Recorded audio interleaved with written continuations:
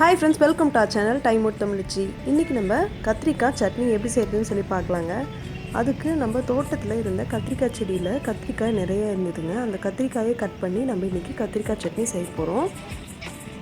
நம்ம நேச்சராக தோட்டத்துலேருந்து டைரெக்டாக பறித்து செய்யக்குள்ளே ரொம்பவே நல்லா இருந்ததுங்க. அந்த ஃப்ரெஷ்னஸ் ஃபீல் செம்மையாக இருந்தது. நல்லா நீளமாக அழகாக இருந்ததுங்க. நான் பிஞ்சிலேயே பறிச்சிட்டேன். ரொம்ப நீளமாக வரும் கத்திரிக்காய் எல்லாமே. இப்போ பார்த்திங்கன்னா இந்த நீல கத்திரிக்காய் ரொம்ப பிஞ்சு கத்திரிக்காய் தாங்க, இன்னும் முத்தலாகும். இது ரொம்ப பிஞ்சு. நான் வந்து சட்னி செய்யணுன்றதுக்காக பிஞ்சிலே பறிச்சிட்டேன். முத்தி போச்சுன்னா ஓரளவுக்கு நல்லா இருக்காது. அதனால் இப்போ நான் பறிக்கிற எல்லா கத்திரிக்காயுமே மீடியமான சைஸ் தாங்க. இது எல்லாமே பிஞ்சு ரொம்ப மீடியமான சைஸு, ரொம்ப பிஞ்சுன்னே சொல்லலாம். இன்னும் முத்துனதுன்னா ரொம்ப பெருசாக வரும். பின்னாடி பார்த்திங்கன்னா அந்த எல்லோ கலரில் இருக்கிறது வந்து விதைக்காக விட்டுருக்கேன். அவ்வளோ பெரிய கத்திரிக்காய் வருங்க. அவ்வளோ பெருசானதுனால தான் நம்மளுக்கு கத்திரிக்காய் வந்து முத்தலாகும். இது எல்லாமே ரொம்ப பிஞ்சு தான். இப்போ நம்ம கத்திரிக்காய் எல்லாமே பறிச்சிட்டோம் தேவையான அளவுக்கு. நம்ம இத்தனை கத்திரிக்காய் பறித்தோம்னா நம்ம வீட்டில் இருக்க ஒரு 5 பேருக்கு கரெக்டாக இருக்கும். அதை நம்ம சாப்பாட்லேயும் போட்டு சாப்பிட்லாம், தோசை இட்லி எல்லாத்துக்குமே சாப்பிட்லாம்.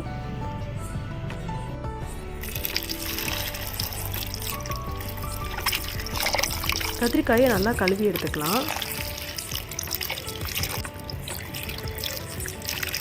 அப்புறம் மேலே இருக்க காம்பு மட்டும் நீக்கிட்டு கத்திரிக்காவை நல்லா ஸ்லைஸாக கட் பண்ணி எடுத்துக்கலாங்க.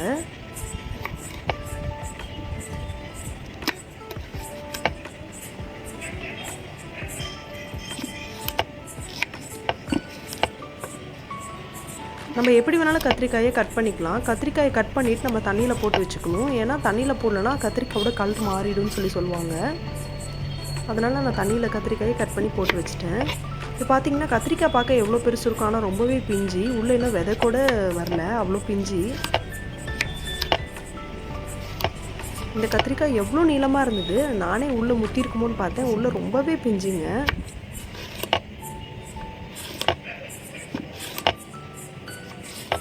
கத்திரிக்காய் நம்ம என்ன ஷேப்பில் வேணாலும் கட் பண்ணிக்கலாம். நம்மளுக்கு வந்து லைட்டாக வதங்கிடுச்சுன்னா போதும். நம்ம அதை மிக்சியில் போட்டு கிரைண்ட் தான் பண்ண போகிறோம். அதுக்காக கத்திரிக்காய் வந்து என்ன ஷேப்பில் வேணாலும் கட் பண்ணி நம்ம எடுத்துக்கலாம் உங்களுக்கு ஏற்ற மாதிரி. எனக்கு நீளமாக ஸ்லைஸ் பண்ணி நான் எடுத்துக்கிட்டேன்.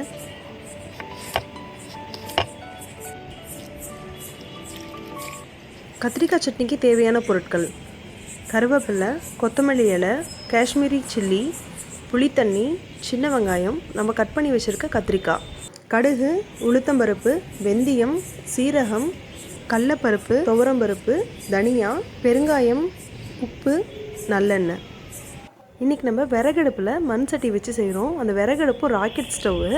இன்றைக்கி தான் நம்ம ஃபஸ்ட் டைம் செஞ்சு அதில் செய்கிறோங்க. இது நல்லா கேஸ் அடுப்பு மாதிரியே இருக்குது. அது வந்து ஹீட் வந்து சூப்பராக ஆகுது. நம்ம சட்டி நல்லா சூடானோன்னே நல்லெண்ணெய் ஊற்றிக்கலாம் 2 ஸ்பூன். அப்புறம் நம்ம எடுத்து வச்சுருக்க தனியா 3 டேபிள் ஸ்பூனோட தனியா போட்டுக்கலாம்.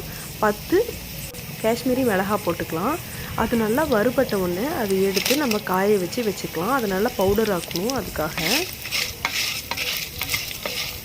ஒரு 2 நிமிஷம் அதை நல்லா ஃப்ரை பண்ணோம்னா நல்லா வறுபட்டுருங்க. நல்லா மணமாக இருக்கும். அதை எடுத்து நம்ம ஒரு தட்டில் போட்டு காய வச்சு எடுத்து வச்சுக்கணும். அடுத்து மறுபடியும் சட்டியில் ஒரு 2 ஸ்பூன் எண்ணெய் ஊற்றி கடலைப்பருப்பு 2 ஸ்பூன், துவரம்பருப்பு 3 ஸ்பூன் எடுத்துக்கலாம். இதை நல்லா ஃப்ரை பண்ணி எடுத்துக்கலாம். இதுவும் நல்லா லைட்டாக ப்ரௌன் கலர் வர வரலும் நல்லா ஃப்ரை பண்ணிக்கணும். கொஞ்சம் நல்லா ஃப்ரை ஆன உடனே இதில் சீரகம் கொஞ்சமாக எடுத்து போட்டுக்கலாம். அடுத்து வெந்தயம் கொஞ்சமாக ஆட் பண்ணிக்கலாம். அடுத்து உளுத்தம்பருப்பு கொஞ்சம் ஆட் பண்ணி இது எல்லாமே நல்லா ஃப்ரை பண்ணி எடுத்து காய வச்சு எடுத்து வச்சுக்கணும். இப்போ நம்ம எடுத்து எல்லாத்தையும் ஃப்ரை பண்ண எல்லாத்தையும் ஒன்றா மிக்சியில் போட்டு நல்லா ஃபைன் பவுடராக அரைக்க போகிறோம். நல்லா ஆறுனதுக்கப்புறம் மிக்சியில் போட்டு நல்லா அரைச்சி எடுத்துக்கலாம் பவுடரான ஒன்று.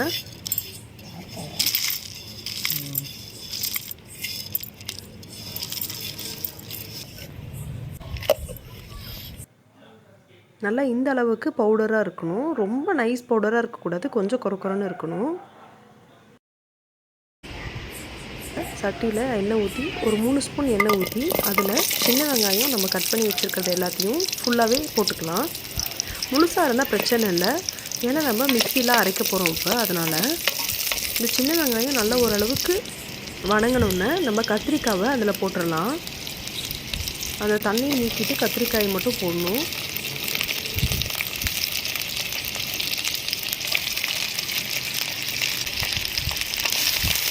அதுக்கப்புறம் நல்லா மிக்ஸ் பண்ணி விடணும். கத்திரிக்காயும் வணங்கணும். அதுக்காக கத்திரிக்காயும் வெங்காயமும் நல்லா வணங்கினதுக்கப்புறம் அதை எடுத்து மிக்சியில் போட்டு அரைச்சிக்கலாம்.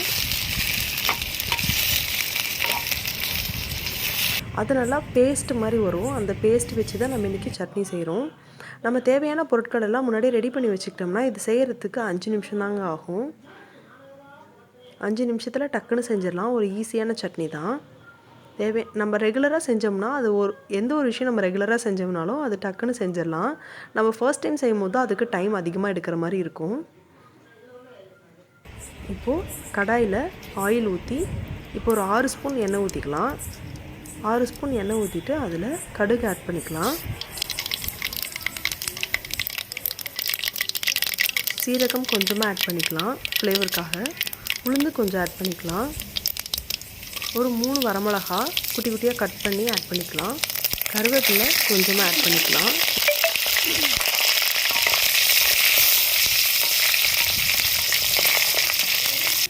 இதெல்லாம் ஆட் பண்ண உடனே அடுத்து 2 சிட்டிகை பெருங்காயத்தூள் ஆட் பண்ணிக்கலாம். இப்போ புளி தண்ணி எடுத்து வச்சுருக்க புளி தண்ணியை ஆட் பண்ணிக்கலாம். புளி தண்ணி வந்து லைட்டாக சூடான உடனே அதில் நம்ம அரைச்சி வச்சுருக்க வெங்காயம் கத்திரிக்காய் ரெண்டுத்தையும் உள்ளே போட்டு நல்லா மிக்ஸ் பண்ணி விடணும்.